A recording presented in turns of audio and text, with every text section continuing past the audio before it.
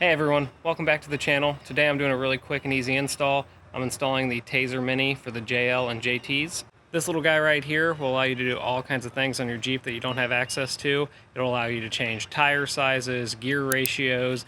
It'll even let you do things like turning the backup camera on when you turn on your turn signal. You can add little passcode locks to the Jeep too, so even if they had your key and started the vehicle, if they didn't know the passcode, they couldn't take your vehicle. There are a million little features this has that we'll go over in a minute.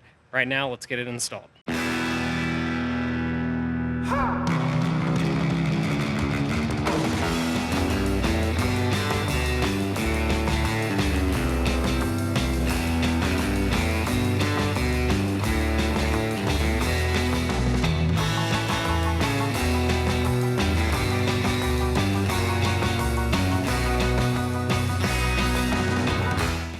So it's also probably worth mentioning, this is $350. This thing is not super cheap, but if you're going to be doing all kinds of modifications to your Jeep, like for off-roading, tires, gears, things like that, it'll be well worth it in the end, in my opinion. So I'll show you where we're going to install this. It's going to be under the dash. There's not going to be a ton of room down there, so I'll kind of show you which wires we're going to unplug, and then I'll probably have to plug it in off camera. So there are two sets of wires that are easily visible down here.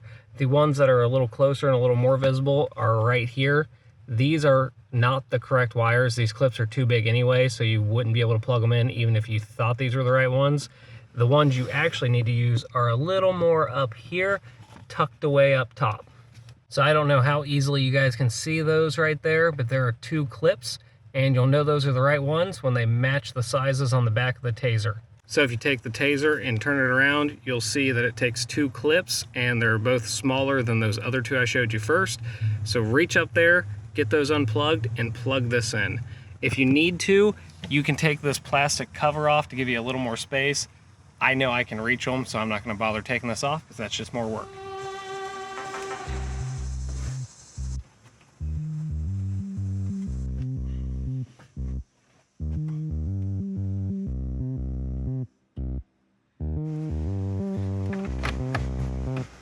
All right, I got them both. That was not as easy as I thought because they put the clips facing that way, which is almost right up against something, like the clip you would use to release it.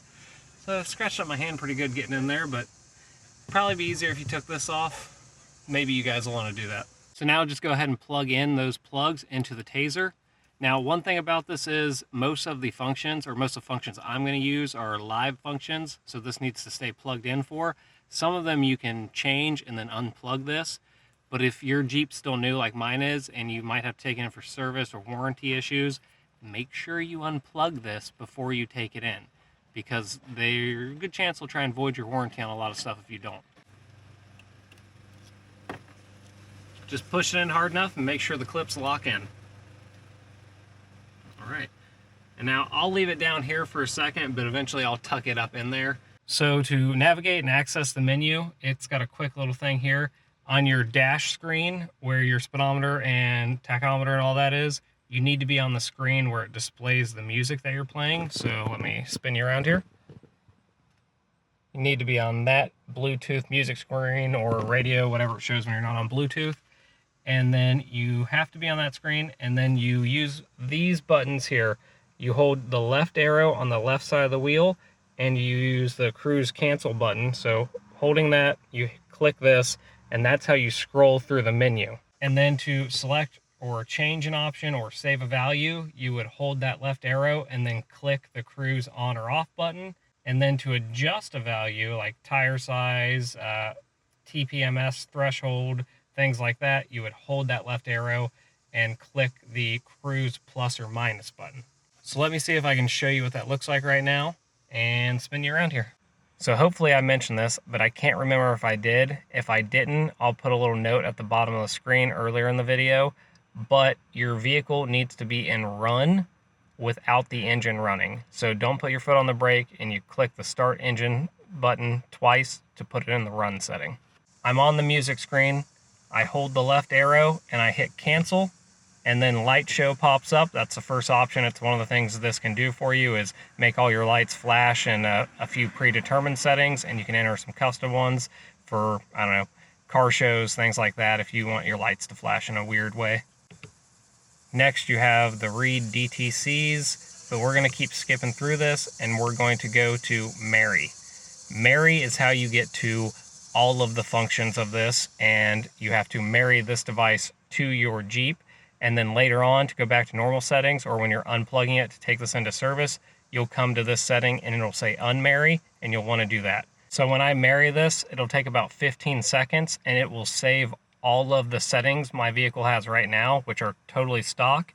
And then when you unmarry it, it'll revert you to those saved settings when it was totally stock. So that's why you want to do that before you take it in for service. So now while I'm on this setting, I'm going to hold that left arrow and I'm going to click the cruise on or off button.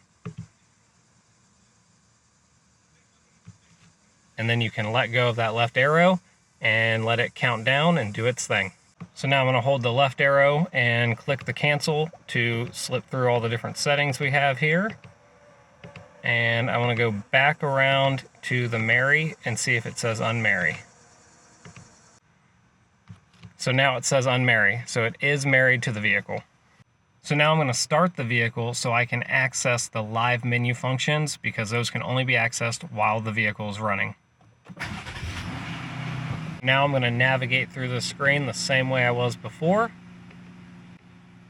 So there is live settings, so I'm going to select this by holding the left arrow and clicking the cruise on-off button. So these are some of the cool functions it has. This is one of the brake hold options. There's a few different brake hold options. There's some where you can have it just lock the rear inside tire for tighter turning, which is kind of neat. And then there's others where you can have it lock all four wheels with a click of a button, so you can get out of the vehicle, or if you're in a sticky situation where you're rock crawling, you can really have it lock your vehicle down and hold it. So I'm just going to scroll through a few of these. This is the home link. I'm going to turn this on. I believe this one allows me to use the garage door opener after the vehicle's turned off, which is kind of nice.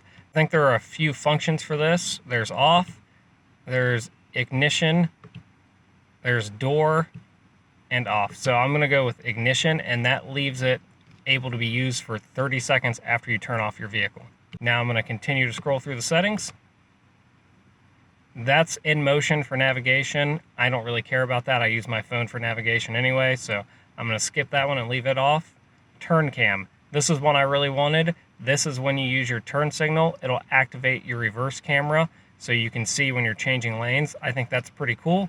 I'm going to turn that one on. Where it says 5.7, that is for the 5-inch and 7-inch Uconnect radios. If you have the 8.4, you'll want to go one more, and that's set for the 8.4-inch Uconnect screens. All right, scrolling on to the next option, kill honk. This is for when you leave your vehicle running, take your key with you, and close the door. It honks at you, I think, 3 times. I find that horribly annoying, and you can disable that here. So there are a million other little functions this thing can do. I'm not going to dive into all that right now. I just wanted to show you a general install and navigation through it. And I'm going to show you one final step that you have to do anytime you change settings on this. So this is direct from the instructions. It says critical. Every single time you make changes in the vehicle settings, engine off menu, or unmarry, you must perform a full reboot and 2 sleep cycles. So after you make all of your changes, scroll to full reboot and select it. Wait for the countdown, then perform 2 sleep cycles. The quickest way to do 2 sleep cycles is to turn the ignition off, open and close the driver's door, and wait about 60 seconds after the dash goes dark.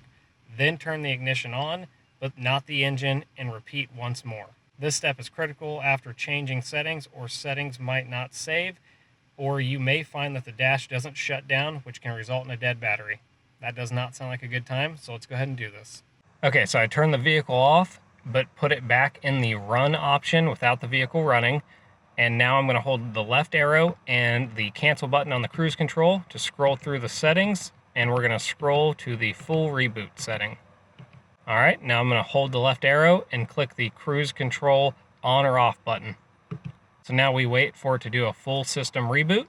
It does also mention on here that full reboots should be performed on level ground with the wheels straight and with your foot off the brakes. So keep that in mind as well. I think the full reboot is done now.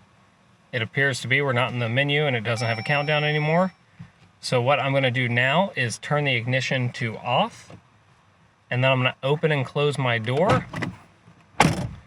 And then I wait for the dash to power down. And then in 60 seconds after the dash powers down, I'll do that again and repeat the process. So the dash just powered down, and I'm going to start a little stopwatch and wait 60 seconds. And then I'll open and close the door, wait for the dash to power down, wait 60 more seconds, and then it should be fully reprogrammed and ready to go.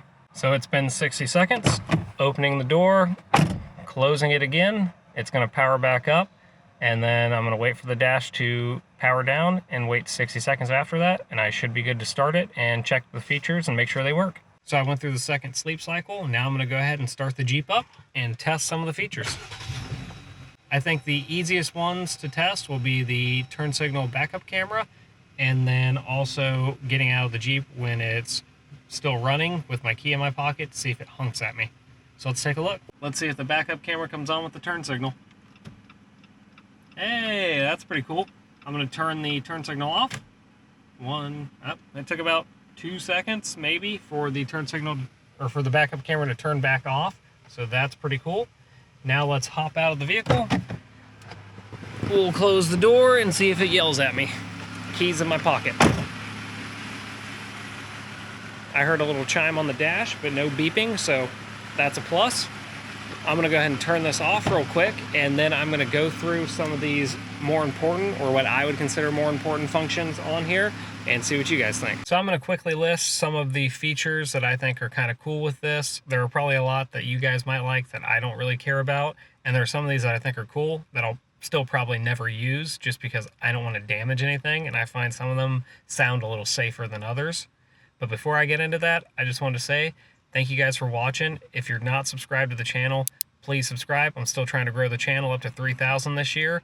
And then if you are subscribed, if you guys could comment down below, tell me if this video helped you out, what you liked about it, what your favorite functions were, that would be awesome. And drop a like on the video. All that stuff really helps the channel, and I really appreciate it. So let's dive into these settings. So like I mentioned earlier, you've got some standard stuff that's good if you're going to be changing out parts. So if you change your tire size, you can put that into the computer, and then that'll fix your speedometer for having different tires. Same thing for when you change your gears out, you can put that setting in there as well. And then sometimes when you put new rims and tires on, maybe you don't have that tire pressure monitoring sensor in there, the TPMS sensor. So you can totally disable that. Or if you have it in there and you like to run lower pressures without the warning light always on, you can change the setting that warning light comes on at. This also gives you the ability to add a lot of factory things that maybe didn't come with your Jeep. So if you wire them in correctly, you can turn on features like a backup camera, a front-facing camera, or cargo cam. And then you have things like, apparently you can activate the off-road pages. My Rubicon came standard with the off-road pages. I don't know if all models do. It kind of would appear they don't. So you could turn that function on as well. Another thing that's kind of neat that you can do is they call it, I think, like splash screen. Like mine's Rubicon, so it starts up with certain Rubicon things running across the screen. I think they all have those programmed in, but they set them to the different model. So it seems like you guys can also change that setting, and if you don't have a Rubicon, you can have the cool Rubicon startup screen. More along with the modifications again, if you're changing out axles, factory lockers, getting rid of the factory sway bar, that kind of stuff, you can go in there, program it in there to tell it that that's gone, so it'll no longer give you warning displays all over your dash when you remove those. Some other cool things, I kind of mentioned adding stuff in here that was factory. Like mine did not come with the auxiliary buttons, those 4 extra buttons. If I added those switches in and plugged it in, I could enable that through the computer now. You can disable the belt ding, so if you're leaving your seatbelt off for whatever reason, it won't ding at you constantly, so that's a cool thing. I did do that. The home link, I mentioned this earlier, I did that already, so when I shut off the Jeep, for 30 seconds afterwards, I can still use my garage door opener, which is nice because sometimes I just pull in the driveway, shut it off, and if I forget to open my garage door, I have to restart the Jeep to do it. So now that's not going to be an issue. Some other random things it has, like the light show I mentioned earlier, there's a bunch of different light shows you can do for parades, or if you're like police and fire, for whatever reason you want certain lights to flash, you can set that all up, or you can use some of their pre-programmed ones. You can also do a winch mode, which will make your vehicle run at a certain RPMs for when you're winching. I thought that was kind of cool. I don't know that I'll use it, but kind of neat. I think I already mentioned this one as well, but there's the pin lock. That'll assign a steering wheel button sequence to be required before driving the vehicle. Then you also have enabling navigation entry while in motion, which is nice. I mean, you don't want to be distracted while driving, but a lot of people have passengers when you're moving that could do that for you, so it's nice to be able to do that. And then in colder weather, when you remote start your vehicle, it'll turn on the heated seat for the driver's side. You can enable it to do the same thing for the passenger side if you have heated seats. So here's a list of some non-menu live functions that they have. So basically you can't find them in the menu, but they're kind of passive, or they have quick keys that you can press to do it. One of my favorite ones is the auto stop start disable. It will remember the last setting that you had that on. So if I start my Jeep and I disable that auto start stop, when I turn it off and then turn it back on, it's going to remember that I left that off, and it'll turn it off for me again. So that's really cool, and it'll do the same thing for the traction control on or off button, so it just remembers that. The next one's called license plate blanking. So when I use my turn signal and it turns on that camera for me, it'll turn off my license plate lights. That way it doesn't put a glare on the camera, and then it'll also do that when I'm just backing up regularly, so it doesn't, again, put that glare on the camera in reverse when I'm trying to use the reverse camera at night. You've got some random functions, like you can enable the reverse lights and bed lights with your key fob for a Gladiator. For Rubicons and Mojaves, you can engage lockers in two-wheel drive. I believe that's just the rear lockers in two-wheel drive, and for high on demand, so that's nice. I mentioned this briefly in the beginning, but there is a line lock mode where you can use ABS solenoids to lock the front wheels for burnouts at the track or just for fun. I won't be using that, but again, it's cool to have those types of abilities. And then this is what I think I mentioned more in the beginning, was the rock crawl function. You can lock all four brakes with a steering wheel button combo to hold the vehicle still, especially helpful when off-road. And then there's also an anchor mode, which will lock all four brakes in park to anchor the Jeep. So if you're on a really steep incline, that's just a cool little bonus. It locks all of your brakes. And then I definitely think I mentioned this one earlier. You have a turn assist where you lock the inside back tire for sharper turns. Might be useful in a Gladiator. I don't really see myself using that, but again, just a cool feature it has. There are still a ton of other functions in there, but those are the ones I found most interesting. And I think that'll pretty much wrap up this video. I really hope this helped you guys out. I'll be going to Colorado in a week, so make sure you check out those videos and watch any of my other videos. I also have a Jeep TJ I do a lot of this kind of stuff with, so if you like TJs or just off-roading content, this is a great channel for that. Thanks for watching, guys. I'll see you on the next one.